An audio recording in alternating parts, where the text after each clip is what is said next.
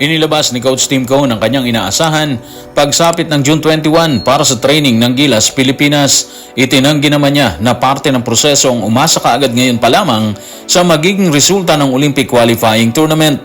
Hindi na rin niya ikinaila na nag-aalala sila sa magiging training sa Laguna at ang malaking revelasyon ang pagkabahala ni Coach Tim Cone sa pagkawala ni AJ Edu sakaling pumasok si Kristaps Porzingis sa kupunan ng Latvia.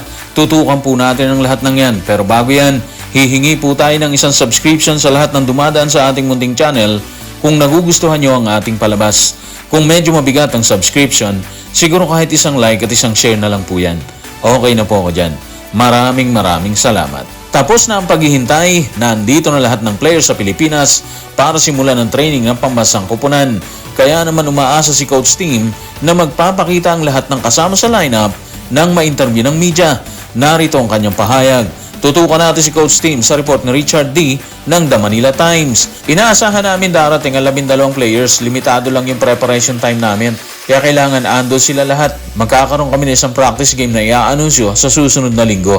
Yun ang kasunduan. Okay, so dapat lang talaga andun lahat, di ba? Present sila lahat kasi tapos na yung commitment wala nang PBA. Tapos si Justin Brownlee andito na rin ayon kay Richard Del Rosario. So oras na talaga para magsimula sila ng practice at mangyayari yan sa June 21. Feeling ko naman excited na lahat sa practice di ba?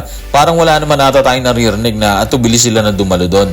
So magandang senyalis yun, ang isang magandang simula para sa Gilas, Pilipinas. Sobrang lalakas kasi ng kalaban, di ba? May mga ibabanderang NBA players pa yan. Tapos yung style ng play nila, mabibilis. Yung execution ng kanilang game plan, sobrang solid. So ngayon pa lang, parang nakikita natin na sobrang hirap yung pagdadaanan ng ating mga players kapag ando na sila sa Latvia. Kung determinado kasi tayo, determinado rin yung mga kalaban natin makapasok sa Olympics. Mabigat yun, di ba? Kaya sobrang mahalaga yung magiging tune-up games nila versus Poland at Turkey. Yun yung isa sa mga huhugutan nila ng idea kapag ando na sila sa mismong bakbakan. Lalo na yung laban sa Poland, di ba? Mabigat yun kasi bago harapin ng Poland yung Gilas, naka-4 na silang tune-up games etong Poland. Kaya parang ibubuhos na nila yung lahat sa atin. And tayo, or yung Gilas Pilipinas, mapupersa tayo na sabayan ang ibibigay ng Poland. Which is maganda yun para sa Gilas Pilipinas. Habang inaasahan ni Coach Tim na magpapakita ang 12 players ng Gilas Pilipinas, hindi naman siya nagtakda ng anumang aasahan sa pagsalang ng Gilas sa Olympic qualifying tournament. Narito ang pahayag ni Coach Tim sa isyong yan. Tutukan natin si Coach sa report ni Mark Escarlote ng Daily Tribune.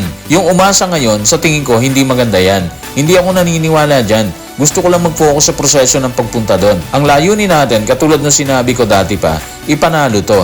Pero wala yun sa focus namin. Hindi yan parte ng ating thinking process. Okay, so eto siguro yung gusto niya sabihin dito guys. Goal natin yung manalo sa laban. Pero yung umasa kagad tayo, hindi niya ine-entertain muna yon. Yun siguro yung sinasabi niya. Parang sa kanya, wag muna tayong umasa kasi unang-una, alam natin na sobrang lakas ng kalaban doon.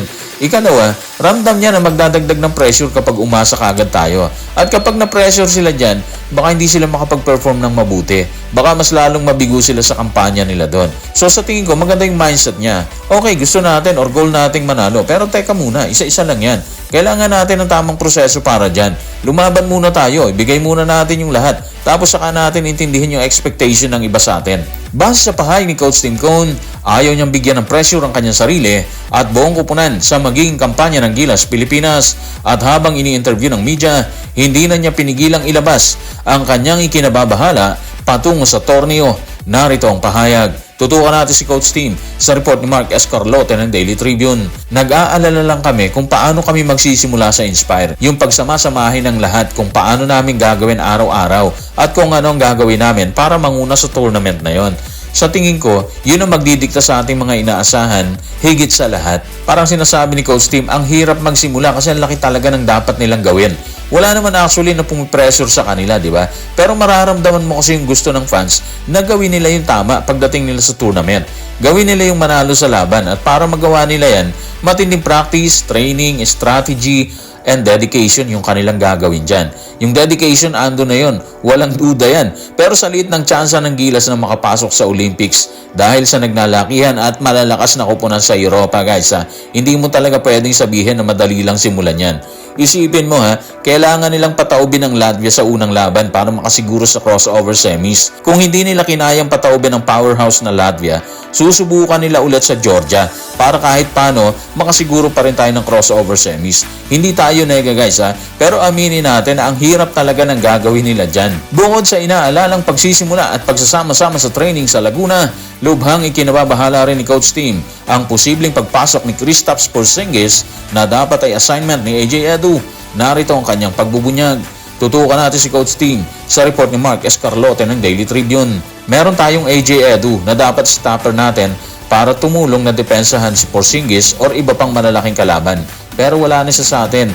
Kaya ngayon, kailangan nating mas maging creative. Eto na ngayon guys ang laki sanang pader ni AJ Edu sa loob. Nakita na kasi natin yan ng World Cup. Ang bigat ng ginawa niya kay Karl Anthony Towns For sure napanood nyo yan. Ngayon wala na siya dahil sa injury sa tuhod. So mahirap sa grupo ni Coach Tim Cone. Mapupersa ngayon si Kai Sotto, si Japet Aguilar, and of course si Junmar Fajardo. Yung plano ni Coach Tim Cone dati, pagsasabayin niya si AJ at si Kai Sotto. Tapos si Kai Sotto at Junmar Fajardo. Wala na ngayon yung option na yon, nabasura na yon. Para sa isang Porzingis, sakaling makapasok siya sa Latvia at maayos na yung injury, sobrang laki ng sapatos na naiwan ni AJ Edu. Kailangan nila siguro ngayon is pumutok sila sa labas dalahin yung laro sa labas katulad ng ginagawa ng Latvia at iba pang European teams. Patikim din natin sa kanila yung ginagawa nilang style ng play, yung strategy nila. Tingin ko may chance tayo kung magagawa natin yon. So guys, maraming salamat.